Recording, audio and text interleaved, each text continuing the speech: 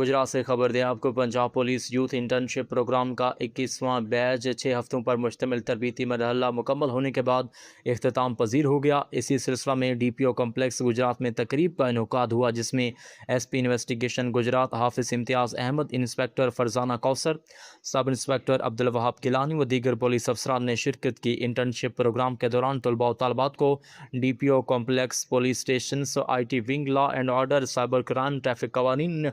Woman safety, child abuse खिदमत मरकज़, तहफ़्फ़ुज़ मरकज़, महसाक centre, Gujrat safe city authority और दीगर पुलिस दफातर के अमूर और खिदमत के बारे में तफसीली आगाही फराहम की गई। इस मौके पर SP इन्वेस्टिगेशन गुजरात हाफिज इम्तियाज़ अहमद ने इंटर्नीज से गुफ्तगू करते हुए कहा कि Punjab police youth internship programme का मकसद अवामी मफाद पर मबनी पुलिस खिदमत को फ़रोग़ देना और पब्लिक सर्विस डिलीवरी के निज़ाम को मज़ीद बेहतर बनाना। उन्होंने कहा कि ऐसे प्रोग्राम से कम्यूनिटी पॉलिसिंग को फ़रोग़ मिलेगा जो जराइम के खात्मे में मुआवन साबित होगा।